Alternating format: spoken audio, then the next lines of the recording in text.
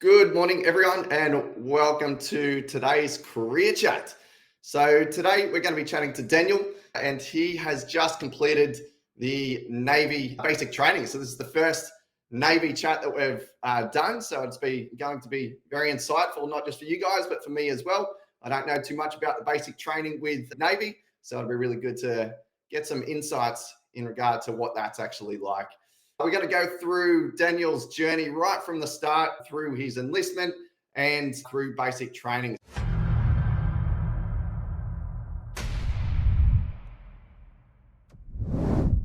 Just with these career chats, these are presented as like a personal experience only. So these aren't on behalf of the ADF in any way. So this is just Daniyal's experience through his enlistment and through basic training. So that's not on the behalf of the ADF. Okay, so thank you for anyone that's watching this. We do have this running live in our tactical fitness forum. So if you do have any questions whatsoever throughout this entire chat, feel free to leave them in the comments and we'll answer them at the end for you after I've gone through and asked my questions with Daniyal throughout this chat. Okay, so let's bring Daniyal in here. Hi, Daniyal, team. Good morning. how are you? I'm very well. Thank you, Brody. How are you? Yeah, pretty good. So we were having a little bit of a chat beforehand, and Daniyal's currently down at Cerberus, and it's nice and warm down there at the moment, isn't it?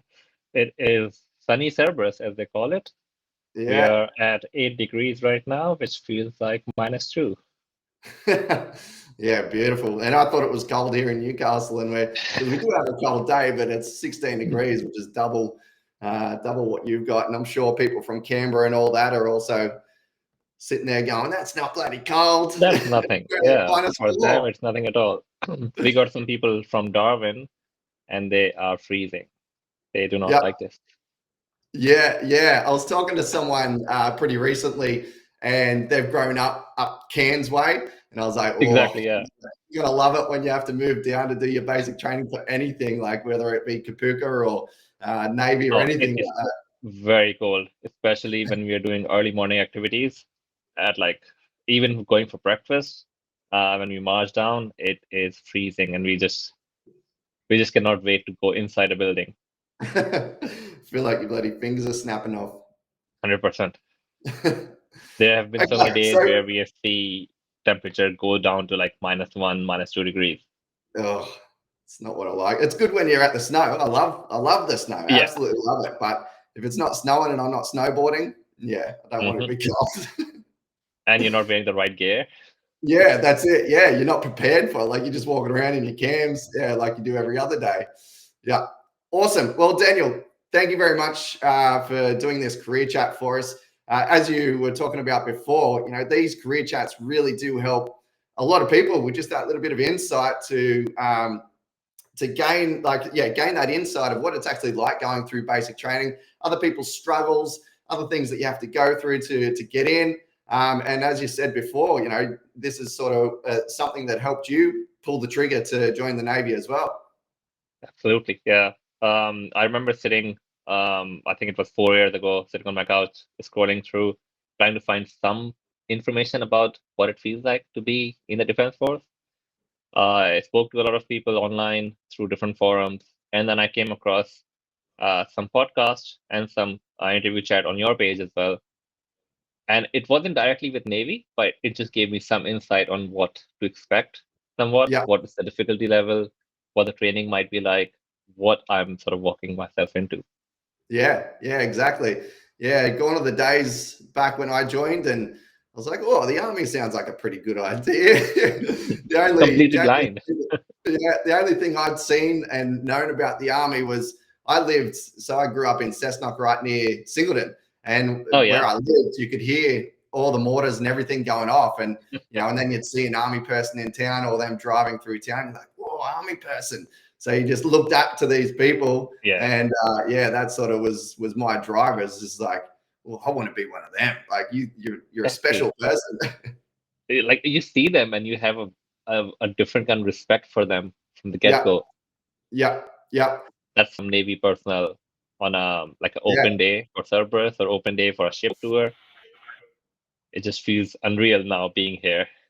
Yep, being that person that everyone's looking at, it's crazy. Like you got your Yeah, cams on or whatever uniform on for the day, and you're walking around in the public, and then you see people looking at you like that, and you're just like, like "Oh, yeah, I'm one of them people now."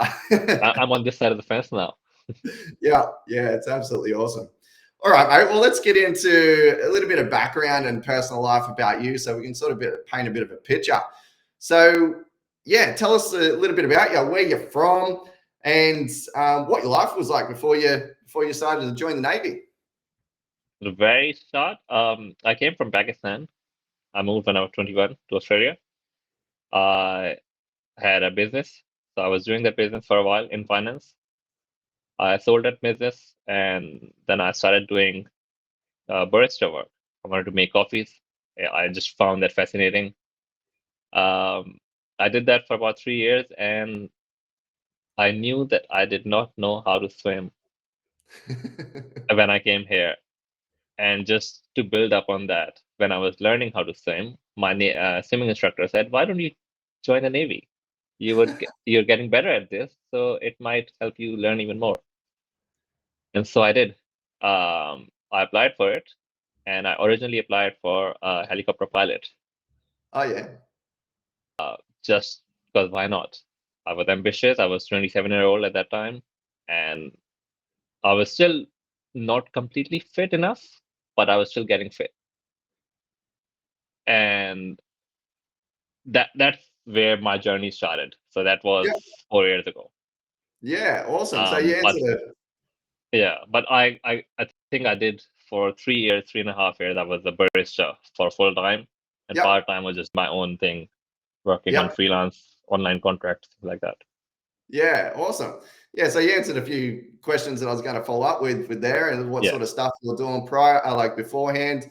Yeah, cool. So you had a bit of business. Like now that you've been in for a little bit, obviously you've just gone through basic training. Like, what do you feel the difference is between the work that you're doing before compared to work that you're doing now?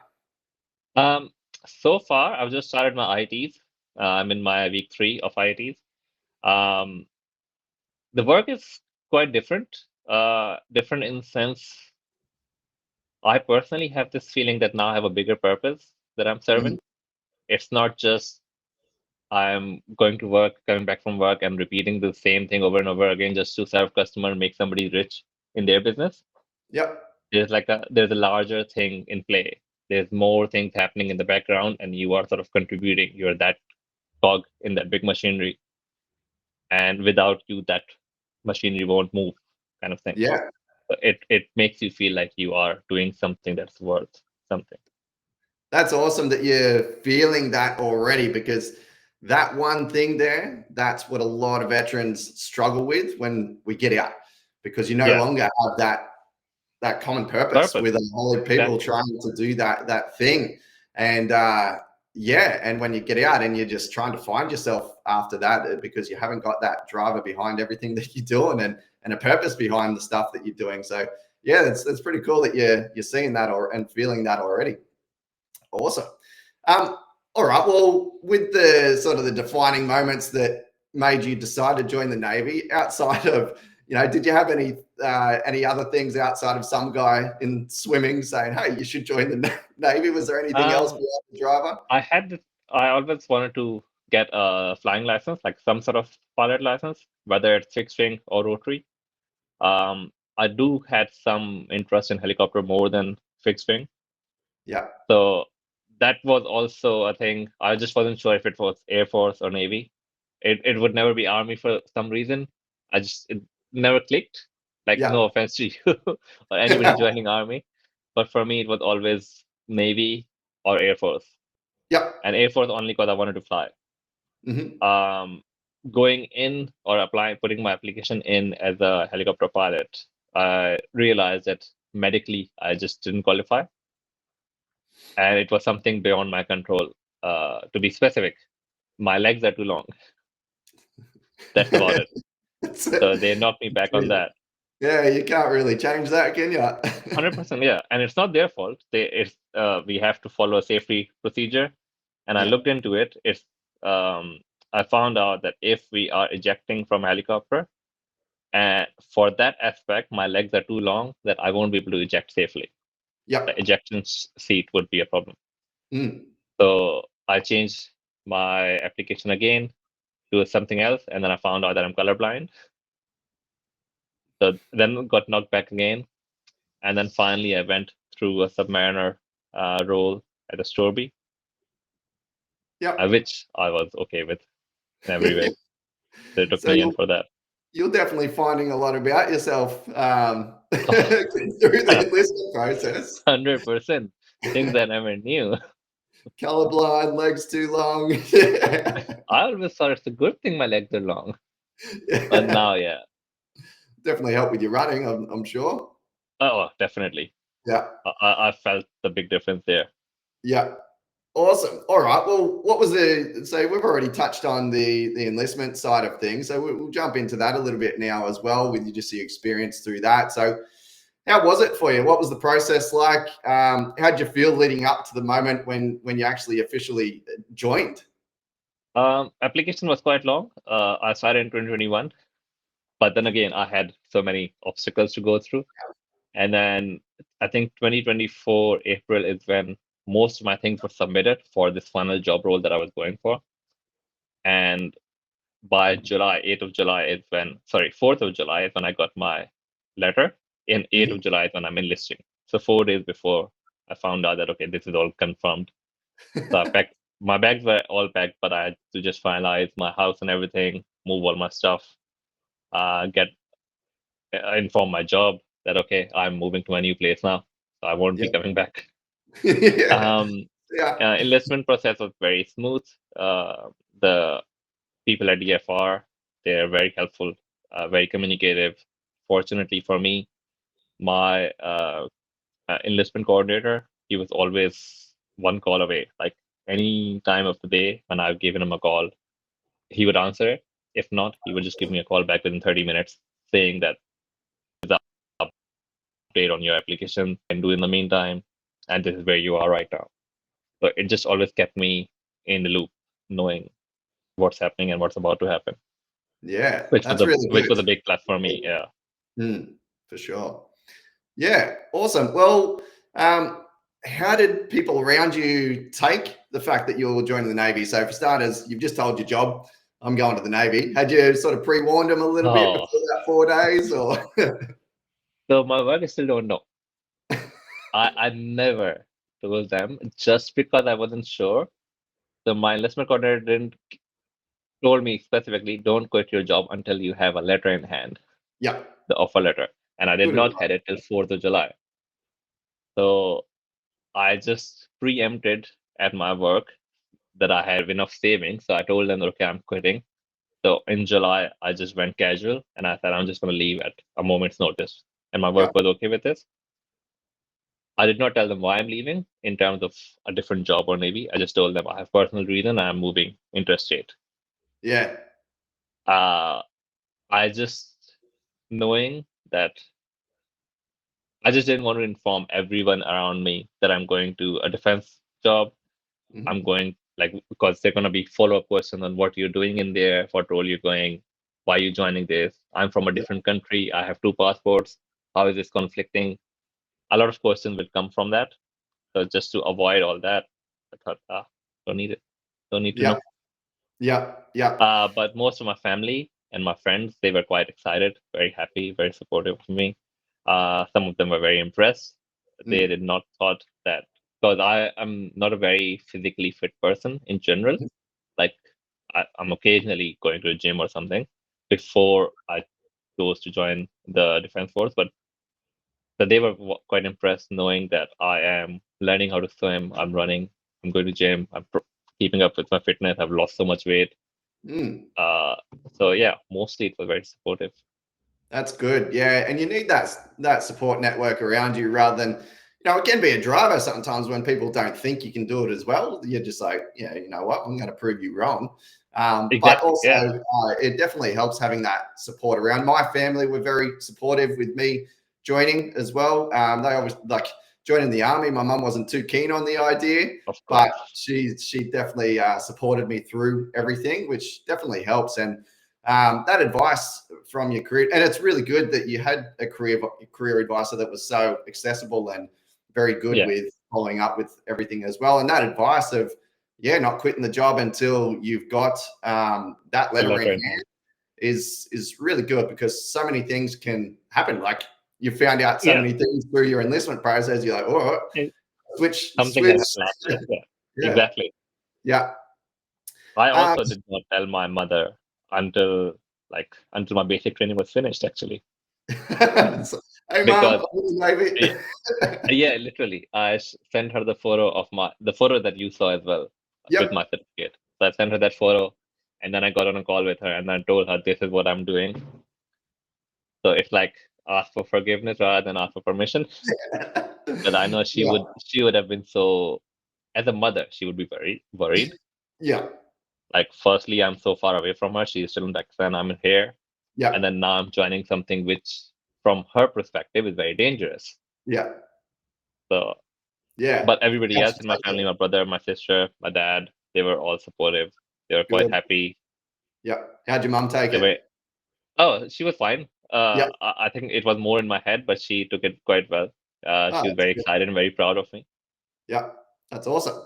Good. Well, we've already spoken about a few surprises, but what was one of the biggest surprises or challenges you encountered through the enlistment process?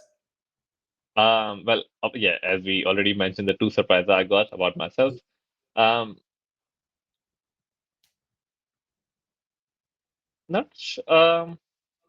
Just how long it takes. Yeah. Like, it tests your patience in a way, and it sort of. And at one point, I was telling myself that this is an exam in itself. Like, you need to have that kind of patience and resolve to know that you are committed to this. Mm-hmm.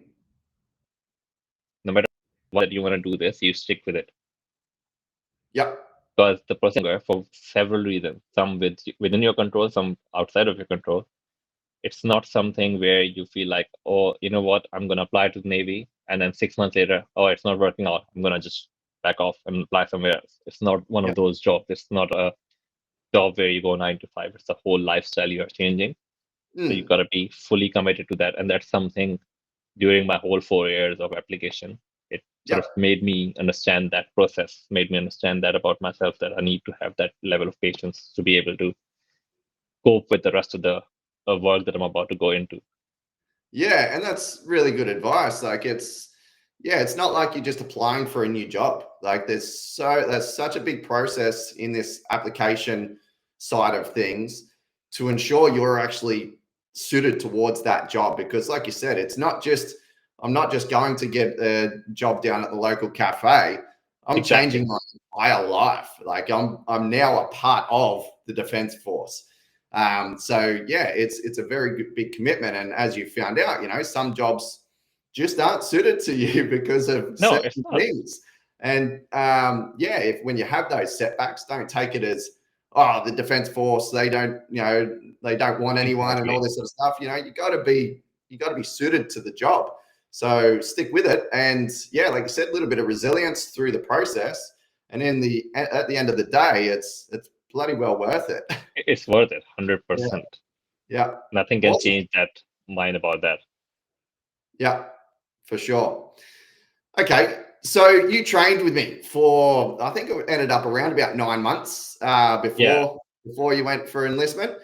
So how did that training help you prepare with, physically and mentally for your basic training?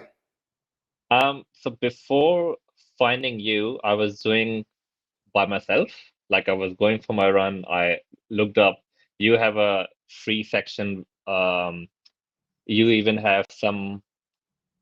post some instruction on your Instagram page where you have workouts or workout of the day kind of thing. Yep. And I would take those, apply those. Sometimes I would go on a fartlek run, interval training run. I would go do some gym session based on that. And I was doing that for about 2 years by myself, where I used to swim and learn to swim. I had a trainer over there. He would he didn't have military experience, He was a civvy trainer, so he Yep. did what he could do with his knowledge, which was Yeah. good. But I just felt it wasn't reflected on what I'm about to do. Mm. So I did all that, but it was missing. Yep. So after a while, I think I had a chat with you about the same thing, that I've been following this, but I just wasn't sure if I should join up or not.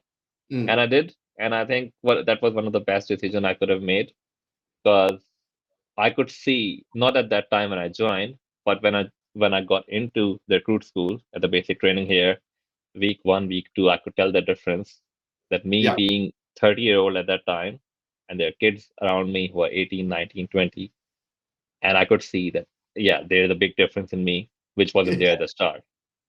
Yeah. One of That's the big awesome. things um, was the first time I think we had to do, when I joined with you, in the first week, there was a testing phase, and I had to Hmm. do my 2.4K, and I got 17 minutes. That's where I was with my 2.4K. And the last run I did with you before joining was at, I think, 11:33, Yep.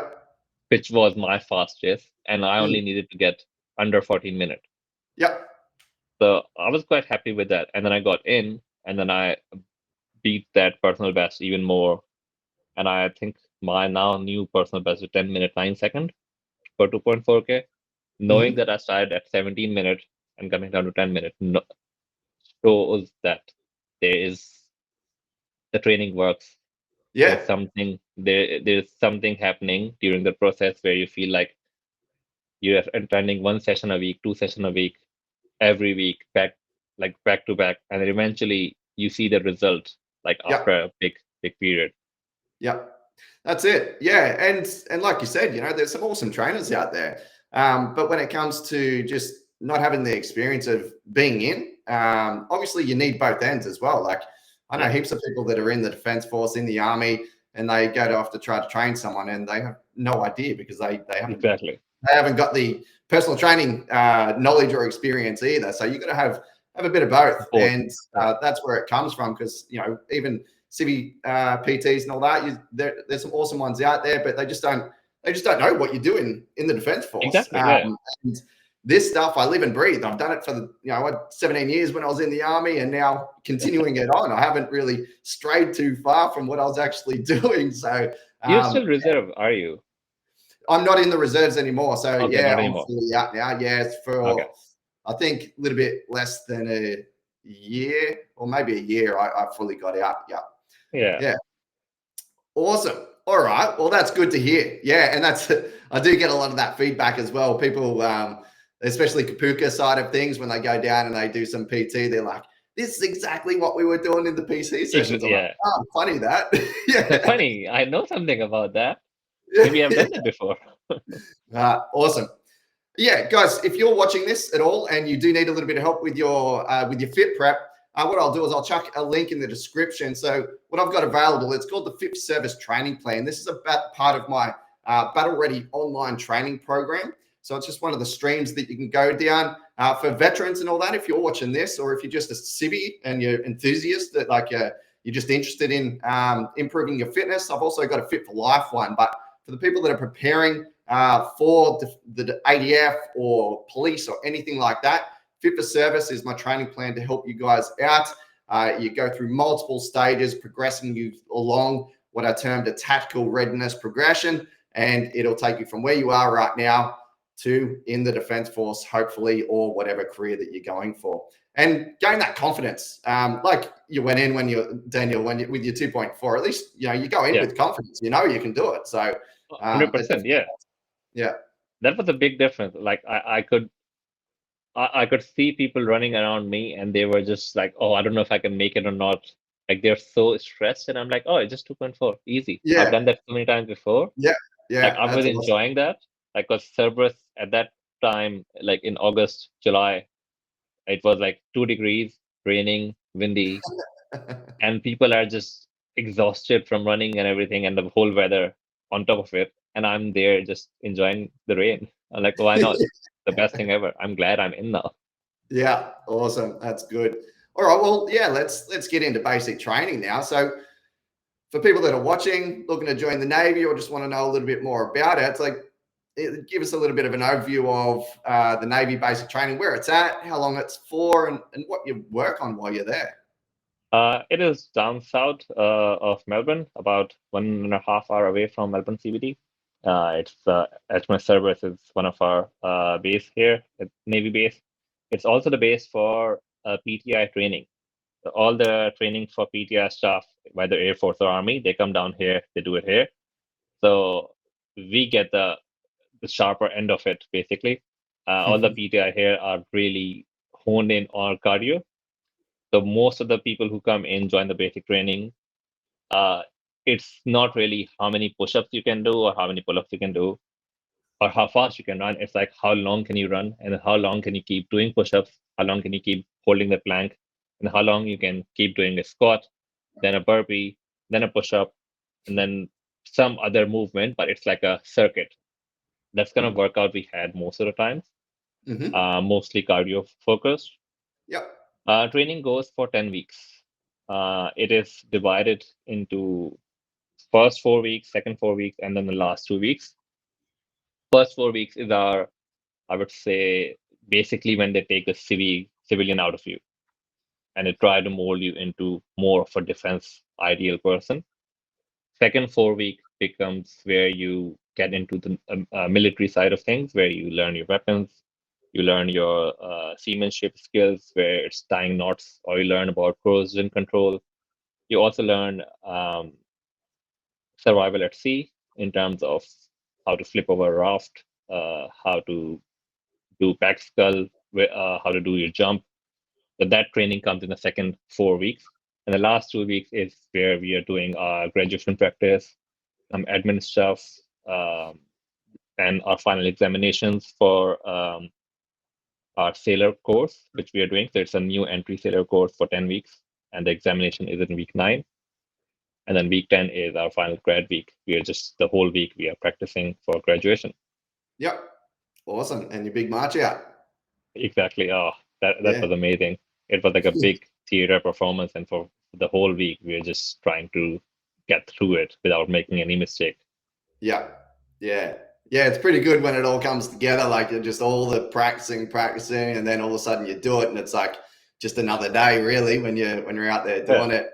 And yeah, a lot of nerves kicking around. Obviously, you don't want to stuff something up. 100%. I remember one of our leader made a video of us on the first day or the second day, basically, when we came here in basic training, when they were showing us how to march, and people were squagging. Okay. They have no idea how to march. I was one of them. Like my hand is going somewhere, leg's going somewhere. I'm not sure what I'm doing. And then they show us the video of week 9, week 10, and we're like, oh, this is us, really? Yeah, Like the crazy. transition from that to that was massive. Yeah. Yeah, that's and it's just such a gradual progression. You don't even really see it yourself, and it's You pretty don't cool. see it until you compare it before and after at the end of it. Yeah. Yeah. One of the big things in the start for the first 4 weeks is, and that's my advice, and that's what the mentality I took in as well. Just keep your head down, do what you're told, and you'll be fine. Yeah. Just don't try to argue. Don't question it. There is a process. There is a method to all the madness that you see around you. But just keep your head down, keep following instructions, and you'll be fine. Yeah. After 4 weeks, you'll know that people who are around you are not as scary as they appear to be in the first 4 weeks. Yeah. But they're just trying to build you up. Yeah. But to build you up, they have to break you down first. They have to take out all the non-acceptable things in defense are. As a civilian you brought with you, they break that down and then build you up from the second 4 week onwards. Yeah. And with that mindset going into it as well, yeah, you'd like to start with, you'll be doing silly stuff and you'll be have no idea why you're doing it. And you're like, this is stupid. Why am I doing this? But the further you go along, and even the further you go in your career, even not even just through basic training, but years down the track, you'll start to see where all of that comes from. And and why It all you're adds up. doing it. Yeah. And one of the things I got away from it was they give you very basic instruction, or then just go from point A to point B. And it's so simple that you question it as in, is it even worth it? Why am I doing this? Why did I join Navy to just do this? But the way to look at it is, if you can't do this small task right now, how can they trust you with something big in a whole Navy ship? Yeah. So with that perspective, you sort of see like, okay, this is just me proving to them that I can listen and follow instruction to the T. Not 80% instruction, 100% instruction. Yep. Yep. And you look at a task that's as simple as marching. All it is an exaggerated walk. But then you go to do 100%, it, yeah. and you're just like, what is going on? My arms and my legs are not working And you properly. realize that your brain is doing so many things at the same time. Like Yeah. you're following instructions, you're saying instructions out loud, you're moving your arms and legs in a different ways. Yeah. Yeah. It's quite intense, but it's worth it. Yeah. Just don't resist it. Let it come in, embrace the change. Yep. That's it. And understand everything's been done for a reason. Don't sit there questioning yourself and why you're there. Just understand, you're going through the process, and you'll see the big picture soon enough. Like it was the first time for me, but I also realized within the 3-4 days that everybody, like the instructors here, it's not their first time. They've done Yep. this like countless times. They know what they're doing. I just have to trust them. The Yeah. sooner I can put my trust in them, the sooner they would be able to help me. Exactly. That's good. Yeah. Love it. So what was your first day like? Was it what you expected turning up on that first day? So since I'm in Melbourne, so we were the people who arrived here first, as compared to people who were coming from Darwin, Sydney, Western Australia. They came the next day. So we came on a Monday afternoon, and everybody else came on Tuesday. Tuesday was technically our first day since everybody was there. Monday we just arrived there. We found our rooms, did a rat test, obviously because COVID is still present here. We did some admin briefing regarding where to put our phones and everything, where to put our luggage, found our cabin, found our locker, and basically just made beds however we could at that time. That's all we did on my first day. Second day, we had a lot of briefings, a lot of instructions to go to, a lot of classroom. We had also a diagnostic PT session where they sort of test where everybody else is. Yep. And that was, I think it went on for 2 hours, and it was pissing down with almost 2-3 degree temperature. Everybody was freezing. We haven't got any PT gear, so we were all in our CV, like shorts and PT stuff, whatever we brought with us. And that was just freezing cold. Like everybody hated it. And more so to the fact that a lot of people were not really ready for what was about to come. Yeah. They didn't do too much. They just asked you to do, I think we did 20 squats, all body weight, probably 10 push-ups in total, not in the same go. So we did like 5 squats, then we just did some running. We did 5 squats again. We did some push-ups, we did some plank, things like that, mostly cardio based. But knowing that I can do all the fitness stuff very easily, that was one less thing for me to worry about. That fitness is in my back pocket. All I have to just deal with is the weather. Yeah. And people yelling in your face. Yeah. But if you're doing everything right, nobody will yell in your face. There's no reason for them to. So the first day, I remember just the weather made it really, really hard.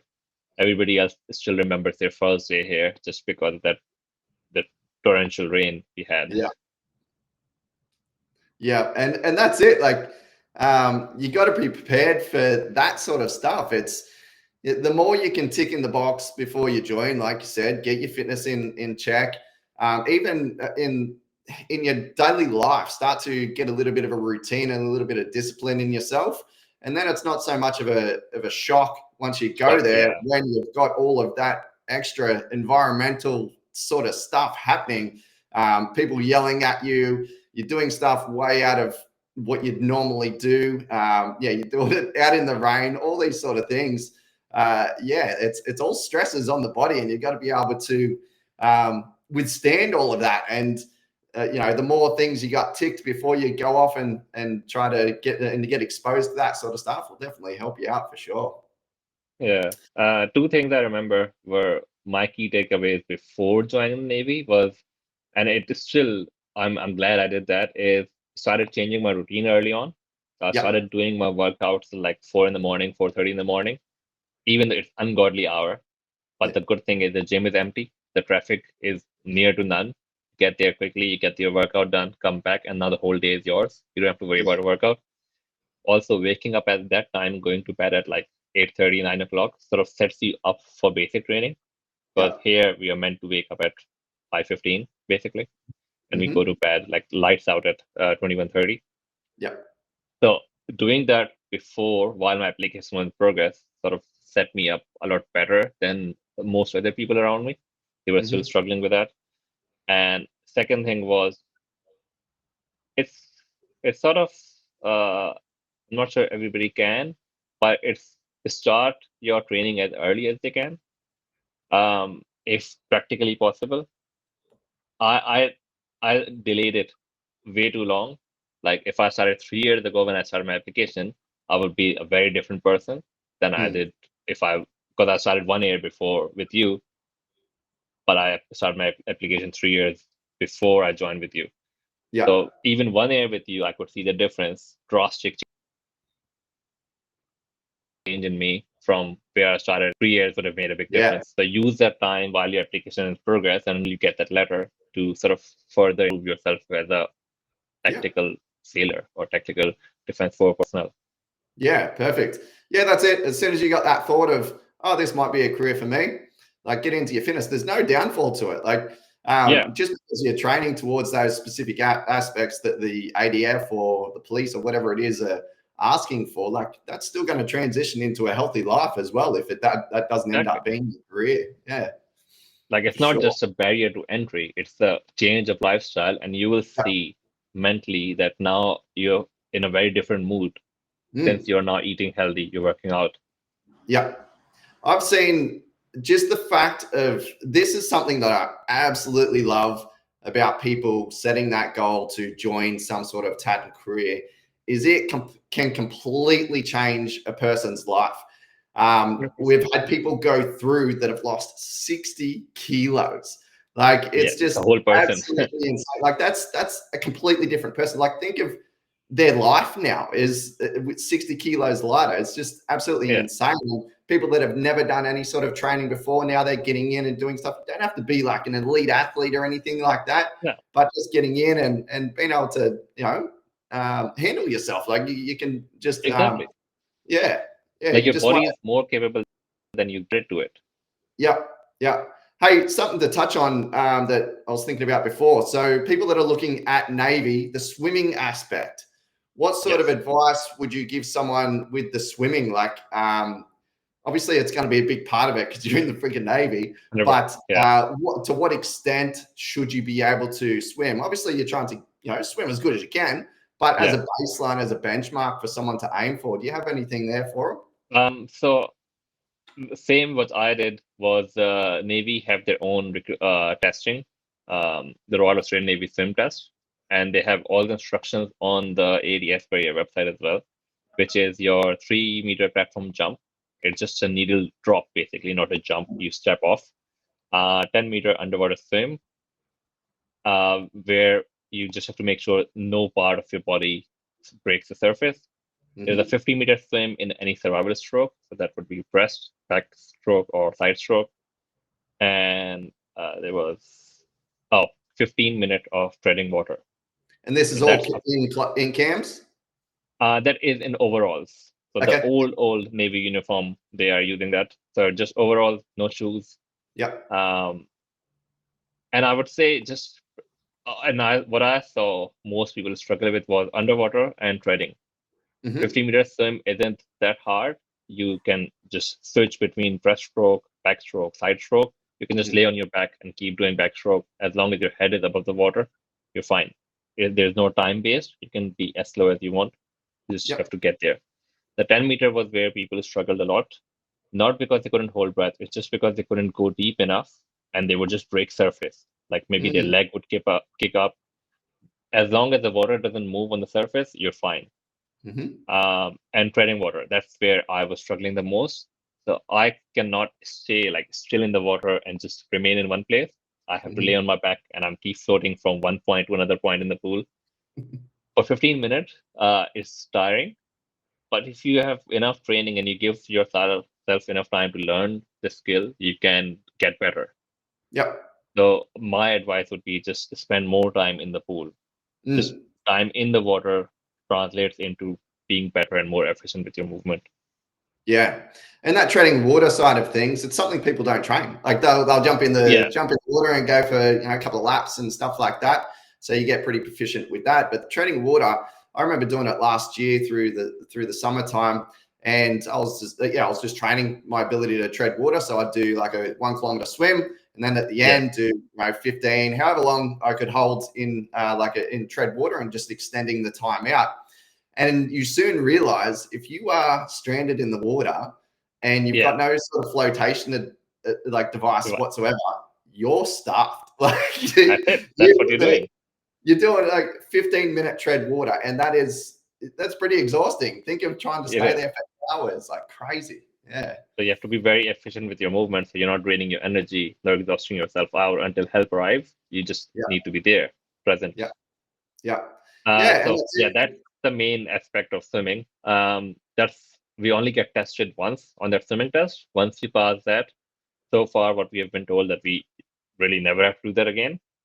But that's for the Navy aspect. They won't test you on it, but the fact that you are now a sailor, that means you should have that capability to jump in the water anytime and be able to perform that. It's not like just once and done kind of thing. So that's why I still have at least one session every week to go swimming, keep practicing my skill just to get better, because I know I learned swimming like 3 years ago. People who have been growing up in Australia, they might have better command over their swimming skills, but it would still be better if they could spend more time on just practicing certain skills which are practically required to be in Navy. Yeah, not just that, Navy, all services. That is something that any sort of tactical professional should be able to be comfortable with, is in the water, because you never know when you'll end up in it. Sometimes you might even end up with gear on as well, and you got to get your gear 100%. off. Yeah, so it's really a life skill, and it's as good as you know how to run. You should know how to swim. Yeah, exactly.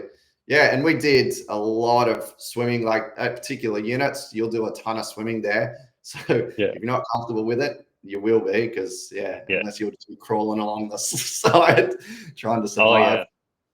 We had some activity courses here where they were sort of tunnels. We had to crawl through the tunnels, and those tunnels will sort of go straight, go dip under, and then go over. So when they're under, you're inside the water. You're holding your breath while you're crawling through the tunnel. So that was pretty fun. Awesome. Okay, so any sort of moments during your basic training that you found really tested you, whether mentally, physically, and how did you sort of get yourself through it? Two things that I sort of got tested on. One was a lot more where, as I mentioned briefly before, that it's just focusing on a few more things at a time. Like if we are marching, and you get to be a squad leader sometimes. So you have a squad of, let's say, 15 people, and you're marching them, and you're doing a march pass, what they call it. So you march straight, then you turn left, and you turn left again, and you come back, and in between that, you have to do a eyes right command, and then salute to the side where the officer is standing. During that, as your squad leader, you not only have to make sure your squad is in step, you make yourself in step, then you call the commands as well. And then there's a leader or instructor giving you instructions. So you're listening to that, you're passing on more instruction, and you're making sure that you still are in step with the rest of the squad. And at the right time, when the front marker, front person in your squad crosses a certain line, you have to give another command. So keeping up with all that stuff, that was something that I struggled with.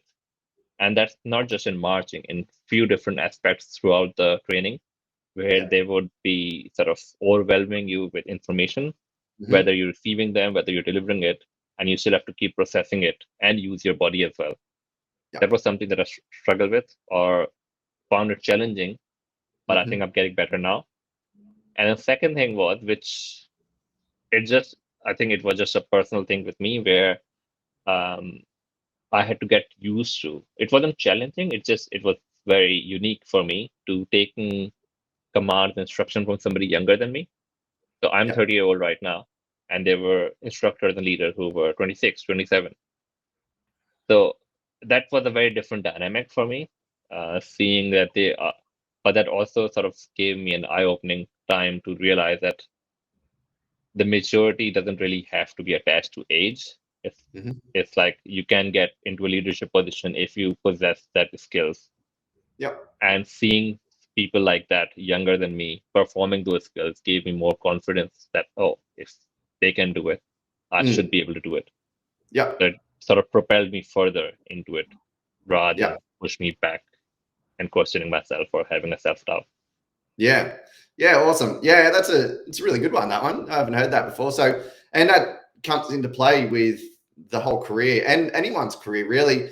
Like you can have, as an example, in the army, you can have lieutenants come through and they're Yeah, super young. If you've been in the army for however long, and now they're in control of you, they haven't even been in the army for anywhere near as long as you. So, yeah, you've got to sort of put your trust in someone like that. And it can be difficult at times, that's for sure.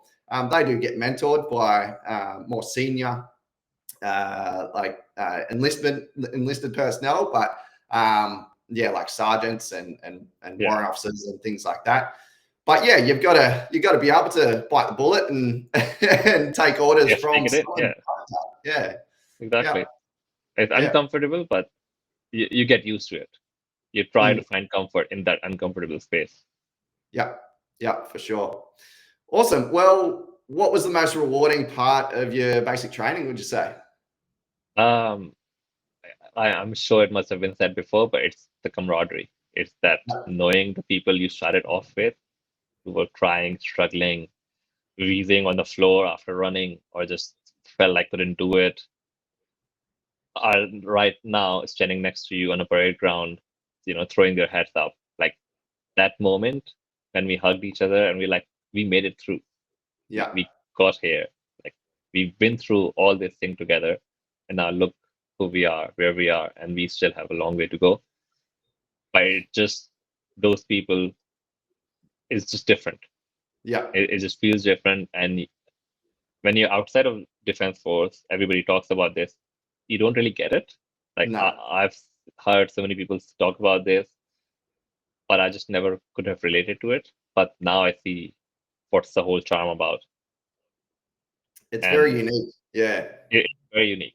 And yeah. it's that feeling of belonging to a Mhm. community that always sort of expands you from within. Like, I'm not alone. There's so Yeah, many people who are here who will look after me, who got my back basically. yeah, hundred And that percent. that was one of the most unique feeling. I did not think that I would be able to experience something so new like this. Mm. Yeah, yeah, for sure. And that is, the one thing that's brought up all the time is that exact thing. Yeah, The brotherhood of the defense force, really. exactly. And it's like what do we call it? Ah, shared suffering as well. That just Exactly. Yeah. brings people, it brings people Yeah, the together. pain binds people together. Yeah, yeah. And then learning about, because you don't get it, like you will get it to an extent in civilian like careers and things like that. Just not to this sort of Not to extent. this level. Yeah. Yeah. And you soon very quickly learn how important teamwork is in that sort of environment, because you may be Exactly. helping someone out at this stage because you're good at something, so you're helping this guy out, but guess what, that's going to come back around at some It's point, got and that guy's probably going to be good, or girl is probably going to be good at certain something, and something, they're and gonna you're pay it good forward. at They're it. gonna pass it on. Yeah. Yeah, yeah. And yeah, so it's definitely a very unique thing to the ADF, and it's awesome. Like it's another thing that we really miss when we get out as well, is that sort Yeah. of thing. Even when we're in the army and you're in having shitty times out the field, you're still finding ways to laugh with all the guys and making the most out of it. You just find a reason, you find something to have a banter with, and you just make the light of the moment, no matter how tough or stressful the situation might be. Yeah, awesome. Perfect. Yeah, very common one, that one. How do you feel like you've personally, like, how do you feel you've changed throughout this whole journey through, your enlistment and going through basic training? Resilience and patience is the big one. Yeah. That's two aspects where I've seen drastic changes in me. And whatever, and being able to just keep taking it in, and just following up with it. Like, instead of being like, oh, this is not working out, maybe it's not for me, let me find a different way. Instead of just giving up, you stick with it and knowing that it's worth it at the end. Whether it would just be like we're going for a run, whether it's a PT session, whether it's a swim, whether it's marching to something, whether it's just 3-hour long briefing in a cinema where you're trying so hard not to fall asleep. So there's just plenty of times like this, but it's just being patient with it and having that resilience to follow it through. Yeah. That was the biggest change I could see. And then something that you get, and I mentioned it before, the brotherhood, it's not just the people who started off with, it's also the people in more senior position. So anytime I would talk to anybody who is a leader, who is a petty officer, a corporal, they would always give you so much insight that sort of helps you build your milestone, your ambitions, your goals. That, okay, maybe in 1 year time, 3 years time, 5 years time, I can see myself doing this, or I could see myself putting myself into this course, or maybe getting this kind of degree, and maybe commissioning and going down that path. There's so many people helping you out. It's not like you have to climb a ladder alone. There are people pulling you up to the ladder from left, right, center, and you're just never alone. You just gotta be sort of, they will give you the hand, you just gotta grab the hand and keep moving. Yeah. So people will help you as long as you're willing to take that help. That's awesome. Yeah.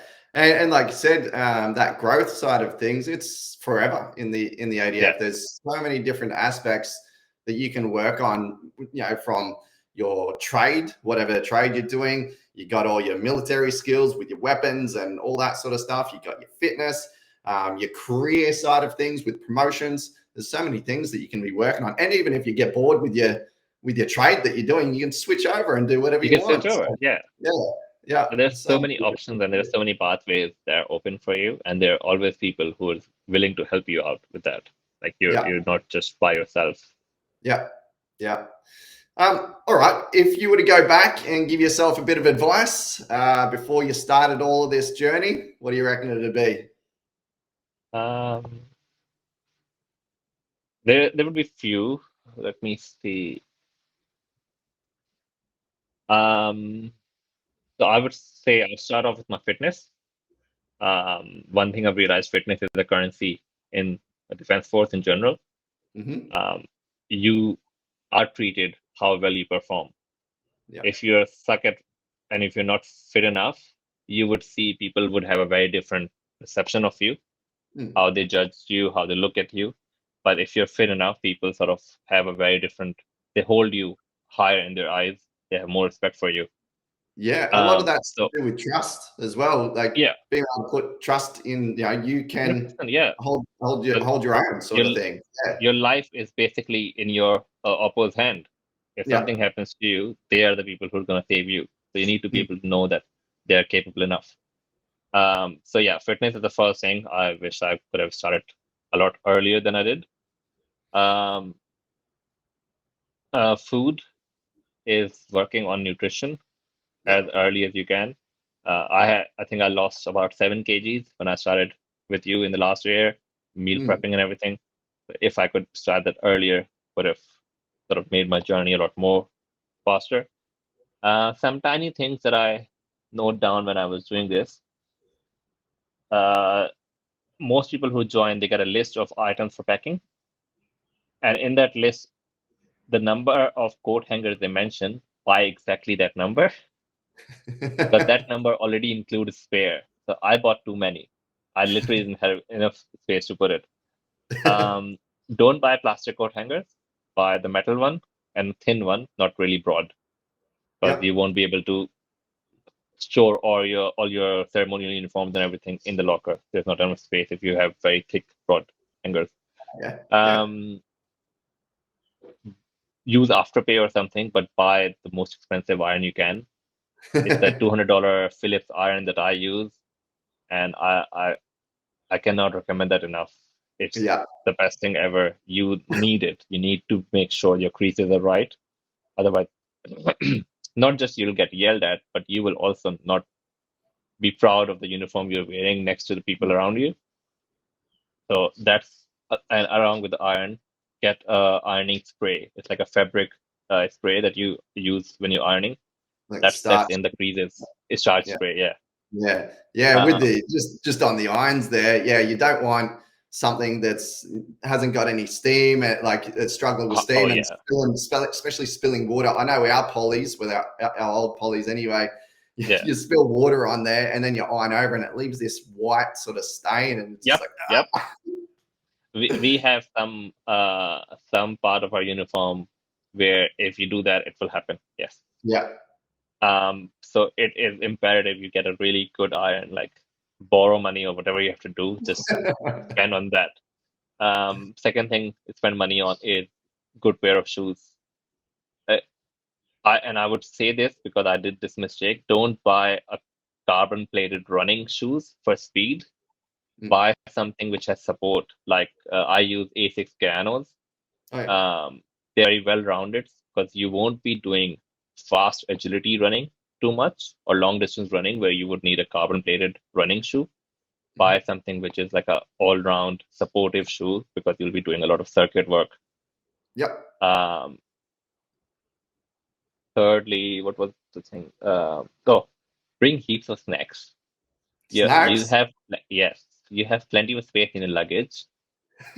Instead of bringing extra pair of shoes, bring more snacks. You don't want to waste money on vending machines. I know people here spend like about $1,000 in 3 months on just buying Maltesers and Red Bulls from there. Yeah. You are allowed to. Nobody checks it. It's completely fine. As long as you have your snack within your luggage, your suitcase, it's fine. Yeah. You can bring it. Right. Yeah. I don't know how that must be. At least in Navy. It's like for Army, I swear we got everything taken out. Like we couldn't have food or nothing in our stuff. Really? Yeah. It might be different now, but yeah. Yeah, Navy is quite welcoming of that. Also, they don't announce it, of course. But in the especially first 2 weeks, they want us to be somewhat scared. Yeah. And it's a new environment. And a lot of people, for me, it was different because when I joined, I was 30 and I had a life experience and I wasn't really scared. I wasn't fresh out of the school, but there were a lot of 18-year-old who were just very sort of traumatized, like what's about to happen to me. Yeah. So for them, I would say they need comfort food eventually. They would buy, and instead of wasting your money on vending machines, just bring your own. And after week 4, you just need it for 4 weeks, basically. After week 4, you'd be able to leave the base and you can go off and buy your regular Kohl's shopping and things like that. Yeah. What else did I had? In terms of training, as I said, start early, but definitely work more on cardio. In the basic training, everything was focused on cardio rather than like we didn't have any weighted work. Yeah. So all we were lifting was maybe 20 kg at max for our squats, maybe 10 kg for our floor press, and everything else was elastic band. Yep. So it's not how strong you are, it's just how fast you can, and you can keep enduring it. People are very impressed if you can keep doing burpees, for 20, 30 seconds non-stop. That's more impressive than if you can do a 40 kg bench press or something like that. Yep. Beautiful. So, yeah, I think that's all. Awesome. Yeah, good. Good that you wrote down a few tips. Yeah, that's one with the snacks. That's a funny one. I know. I struggled. Everybody left, right, and center would just go to a vending machine as soon as they can, and they would buy a chalky milk or a Red Bull V or some sort of a chocolate bar, because we do need it. Yeah. Like sometimes you need that kind of sugar in you. Yeah. Yeah. Um, and then I think we have a few milestone events here. For that, a lot of people would get dehydrated very quickly, but everything is cardio and endurance focused. So I would recommend bringing some sort of hydrolyte Mhm. tablets or Yeah. sachets or powder, or if you bring a whole bottle of Gatorade or Powerade or things like that, Mm. whatever suits you, Yep. have that. You would need it. You most definitely need it. Yeah. Awesome. All right. Well, good tips. Okay, let's look a little bit into the future for you. So now that you've completed your basic training, and you mentioned before you're on IETs at the moment. So what's Yeah. next for you? So I joined as a Storby submariner. So currently my IITs are for 14 weeks. I finish here in December. Then I go over to Western Australia for my ICCC, which is a submariner training calling class course. I'll be there for about a year and a half, and then rest of my posting would predominantly be in Western Australia because all the submarines are there. Oh, yeah. And once that is done, uh, there's a lot of few pathways there. The nuclear pathway that is still opening up. There's the commissioning pathway that I'm sort of considering. Uh, as I said, Navy gives you a lot of options once you go in, and there's so many good, well-informed people in your path. They're gonna always give you advice which suits you, benefits you. Yep. So you always end up with so many different paths, and you just have to pick and choose which one works better for you, or you find more interest aligned with. Yeah. Perfect. How do you feel about moving to Western Australia? Oh, I love it. I've been there Yeah. a few times.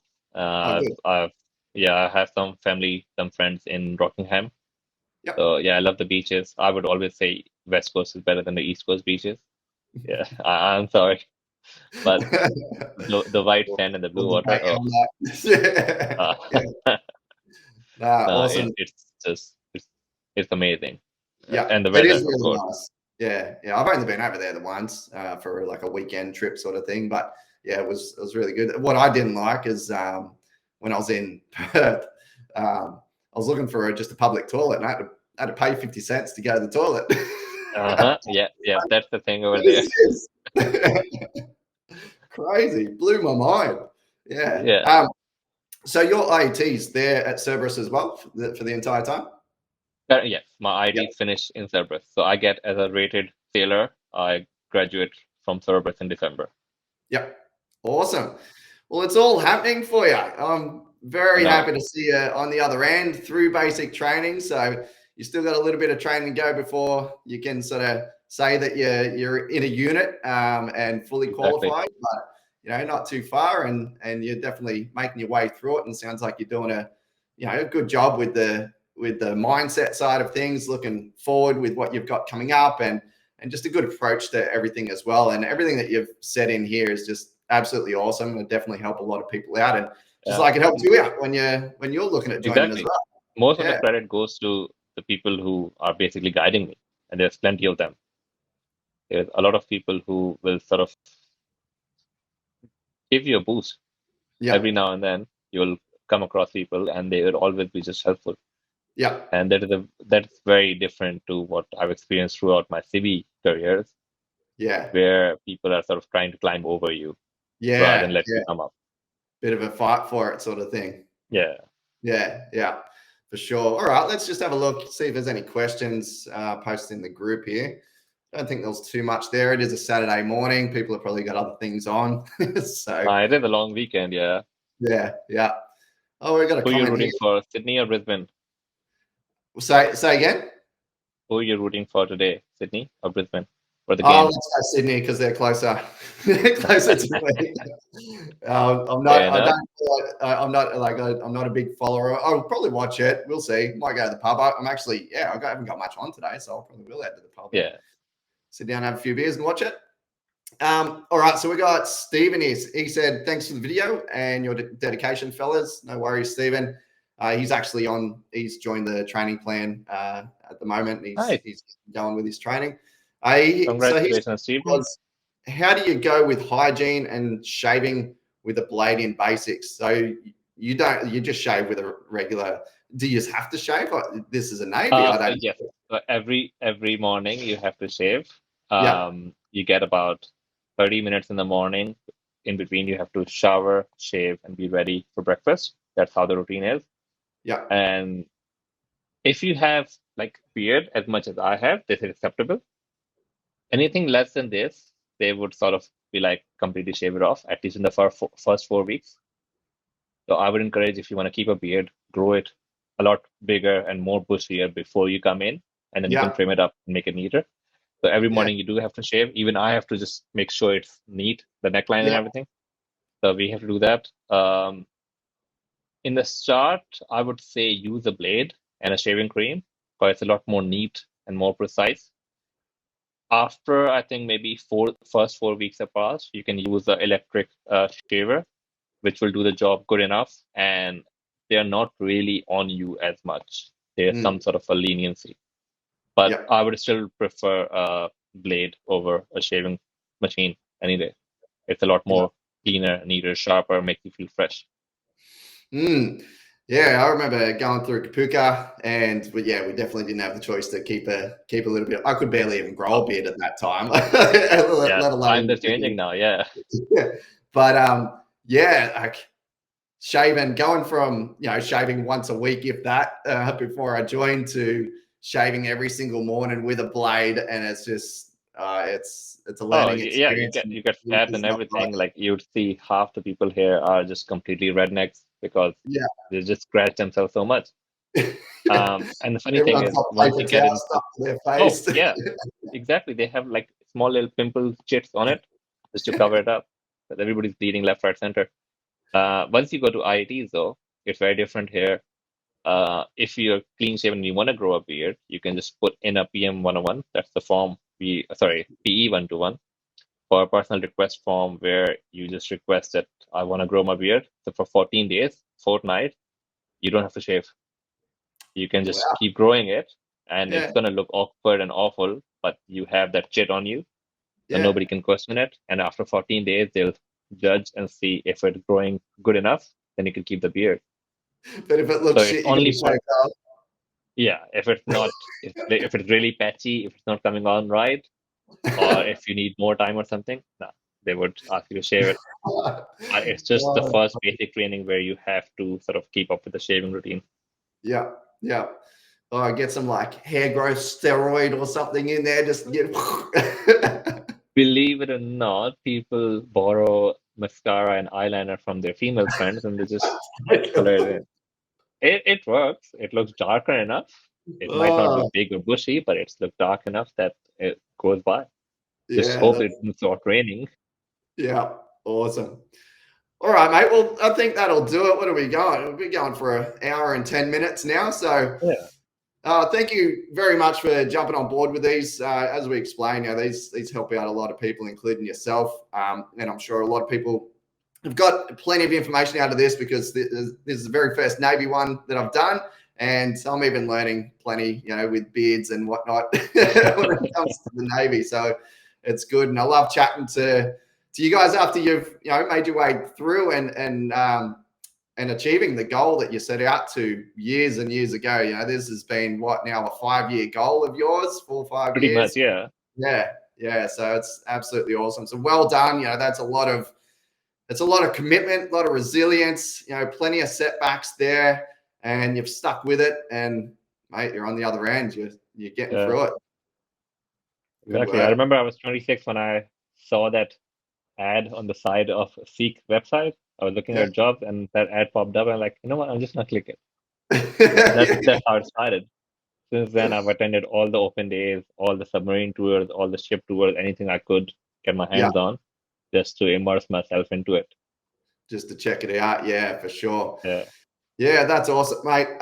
Again, thank you very much and just a reminder for anyone that is looking, if you do need that little bit of help with your fitness prep, Daniyal's just highlighted how important it is to just get a hold of that sort of stuff as soon as you think of it. And as I was talking about before as well, it's going to help you whether you get into the Defence Force or not, just Yeah. improving your fitness. Yeah. So if you are interested, I'll chuck a link in the description of this. So whether you're watching on YouTube, in the group, whatever it is, just click on that link or just reach out to me. Feel free to reach out and ask questions. I'm here to help. But that's about it, Daniyal. So thank you very much. You can get back to your Saturday, whatever you're up today. Go watch the grand final or whatever it is. Pretty much, yeah. Yeah, awesome. All right, mate. Well, thank you very much. I will, You're most see you welcome. down the track. Catch you later. Definitely. And if you ever need another chat or something, because eventually when I finish my submariner course, I can give you more insight on that. Of course, what I'm Beautiful. allowed to. Yeah. Yeah, let's do that. Yeah, it'd be really interesting to hear about all your IETs and all that sort of stuff for sure. Perfect. Yeah. Well, easy, mate. Well, enjoy the rest of your day. Catch you later. Thank you. You too. See ya. Bye-bye.